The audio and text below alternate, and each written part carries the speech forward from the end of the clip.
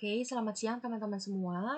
Pada pertemuan kali ini kita akan membahas mengenai materi 7 dan juga materi 8, yaitu ada Explore Data in Power BI dan juga ada Publish and Share in Power BI. Nah, di sini per masing-masing bab itu punya 9 subbab dan mungkin akan aku pisah ya videonya supaya teman-teman lebih singkat gitu untuk menonton masing-masing materinya. Nah, teman-teman mungkin bisa sambil klik juga suinya dan juga lihat materi-materi dan juga videonya. Dan mungkin kalau misalkan teman-teman mau praktekin lagi atau mau pelajarin lebih detail juga boleh.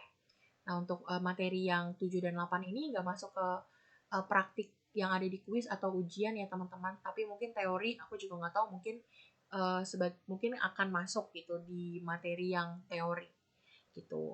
Nah, aku mau mulai di materi yang 7.1. Nah, kita akan mempelajari tentang Introduction to the Power BI Service. Seperti pertemuan-pertemuan sebelumnya kan kita pernah membahas ya teman-teman pengenalan tentang si Power BI Service ini. Di mana Power BI Service ini kan digunakan oleh si consumer untuk melihat hasil report, dashboard maupun aplikasi yang telah dipublish dari si Power BI Desktop. Jadi si desainer tuh udah buat dulu nih di Power BI Desktop, kemudian dipublish lah ke si Power BI Service kayak gitu. Nah, di materi ini kita akan melihat nih bagaimana si Power BI Service dapat membantu kita dalam mengelola data-data kita. Di mana nanti kita akan mengupload report. Nah, jadi di sini nih ya, reports kita akan kita upload ke si Power BI Service. Kemudian kita juga bisa membuat dashboard dan juga bertanya nih tentang data-data kita. Jadi kita bisa kasih pertanyaan yang terkait dengan data kita. Nanti si Power BI Service yang akan menjawabnya. Kayak gitu. Nah, fitur ini tuh nanti namanya tuh fitur Q&A ya teman-teman. Tapi nanti akan kita bahas di materi-materi selanjutnya gitu. Nah, kita coba bahas ke subbab yang kedua. Itu tadi pengenalannya ya teman-teman mengenai Power BI Service. Nah, sekarang kita mau bahas yang 7.2. Nah, di sini ada Quick Insight in Power BI.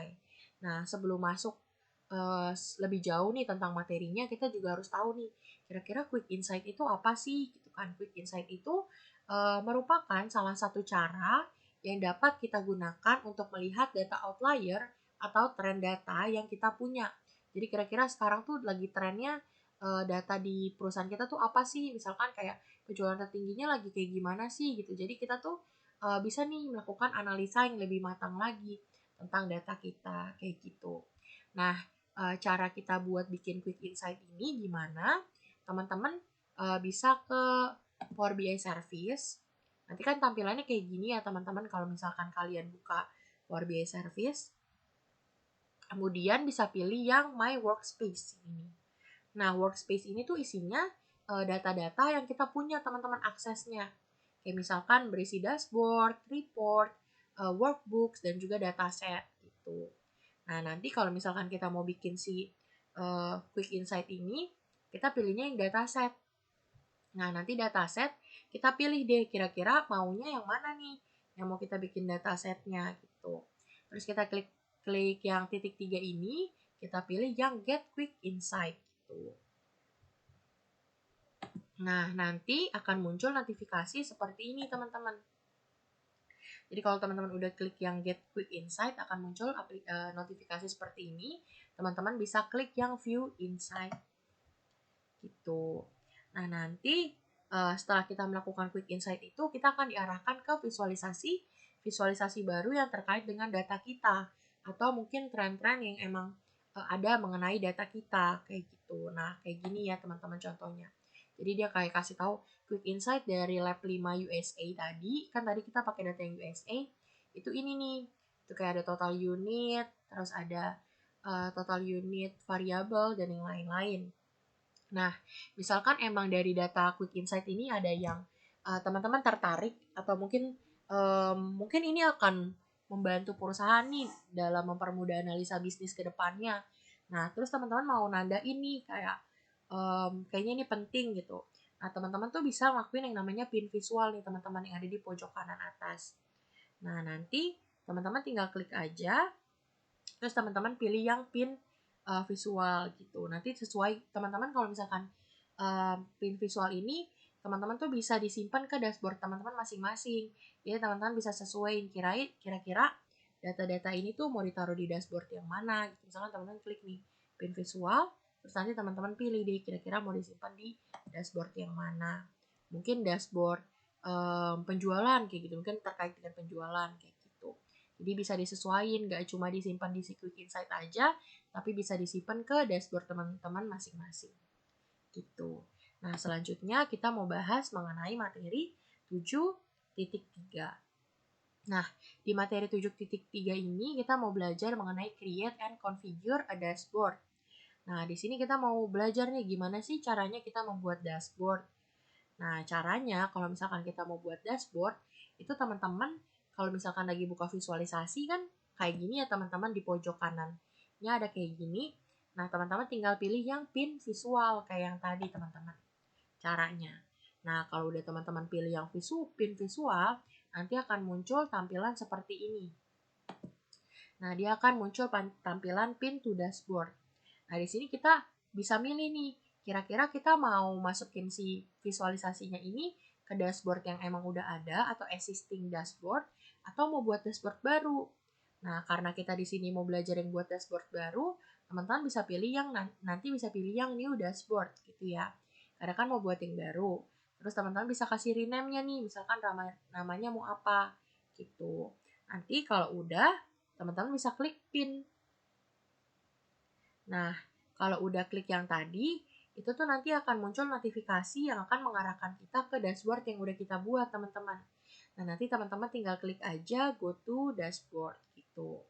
Nah, kalau misalkan teman-teman mau nambahin dashboardnya, tadi kan dashboardnya baru satu ya, visualisasinya. Kalau misalkan teman-teman mau nambahin visualisasi-visualisasi yang lain, teman-teman sama perlakuannya. Klik pin aja, tapi pilihnya yang existing dashboard. Kenapa? Karena kan tadi kita udah buat, jadi kita tinggal pilih dashboard yang tadi sebelumnya udah kita buat gitu.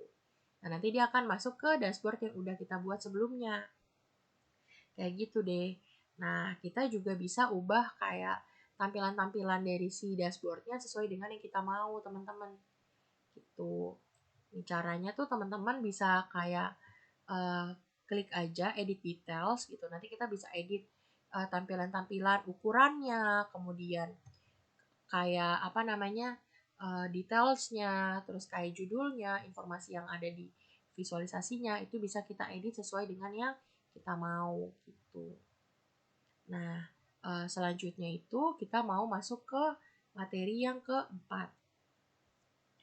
Itu ada create custom and Q&A suggestion. Nah, di Power BI ini kita bisa memberikan pertanyaan yang terkait dengan data kita dengan bahasa natural atau bahasa sehari-hari kita. Seperti yang tadi pas introduction juga udah kita bahas ya teman-teman. Kayak bisa nanya-nanya gitu. Nah, mungkin kan kalau di aplikasi yang lain tuh, kalau misalkan kita mau kayak membuat pertanyaan ke data pakai bahasa-bahasa komputer gitu, mungkin pakai coding atau yang lain. Nah, tapi di Power BI ini kita bisa menggunakan bahasa kita yang sehari-hari, teman-teman. Nah, caranya gimana sih? Kalau misalkan kita mau melakukan Q&A gitu ke si Power BI Service. Nah, caranya teman-teman kalau misalkan buka Power BI Service kan ada tampilan kayak gini ya. Gitu. Nah, terus kita pilih dulu ke My Workspace, terus milih datanya gitu kan. Nah, nanti kita bisa nanya nih terkait dengan data kita gitu. Misalkan kita mau nanya top 3 segmentation by sales gitu. Kita mau lihat nih 3 segmentasi teratas berdasarkan penjualannya yang tertinggi itu yang mana sih gitu. Nah, nanti dia akan menunjukkan jawabannya melalui visualisasi. Misalkan kayak gini. Misalkan kayak yang nanti deh di materi yang kelima. Nanti dia akan nunjukin gitu. Atau kita lihat dulu aja ya. Kayak gini teman-teman. Nah, dia akan nampilin jawabannya kayak gini gitu. Tapi ini kita masih buat ya teman-teman.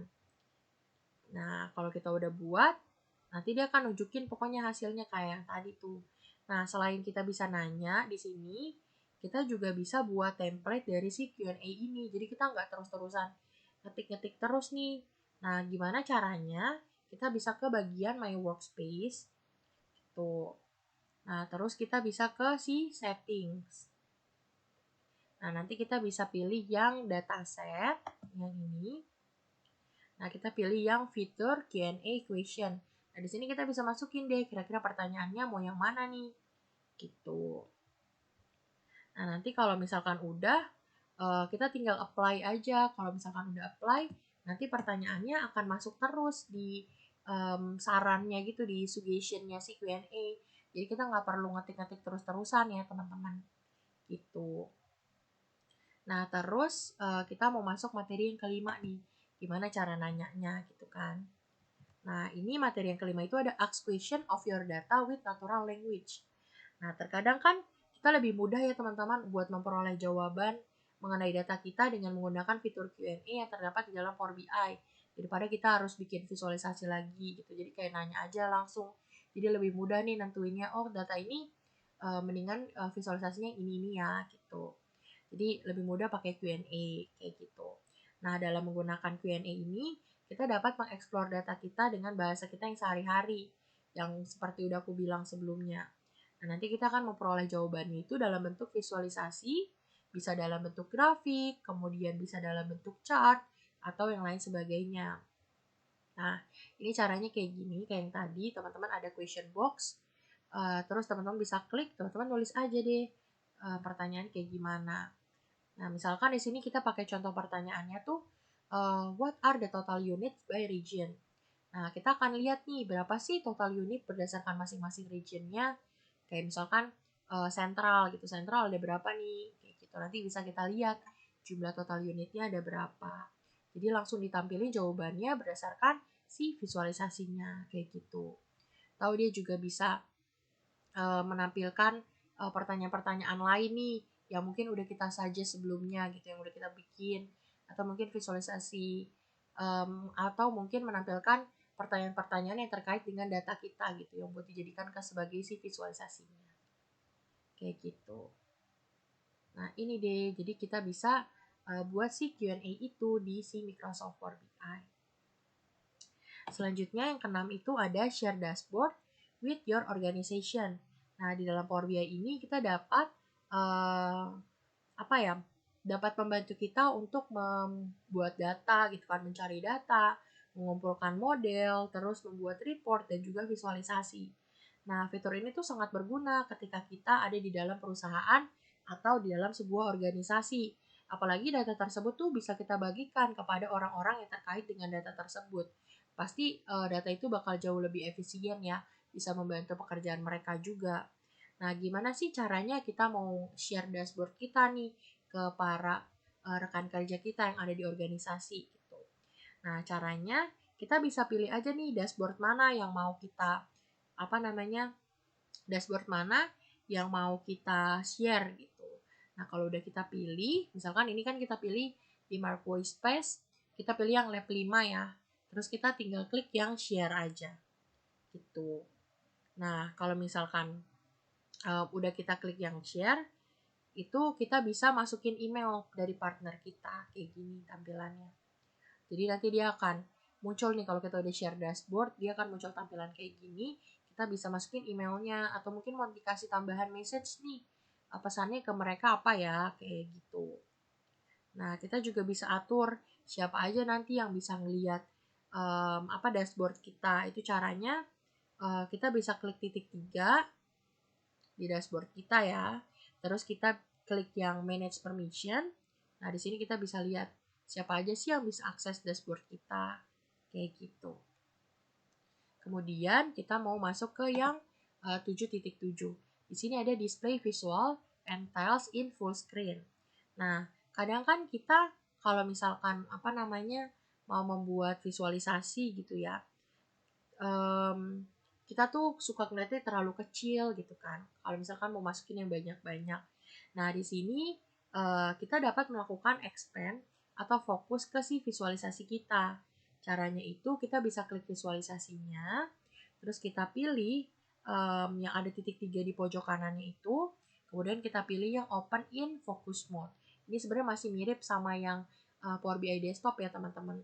Nah, nanti dia tampilannya akan di full screen gini, akan jauh lebih lebar. Jadi kita bisa lebih mudah buat melakukan analisa gitu, lebih terlihat lebih lebih detail tampilannya. Kayak gitu.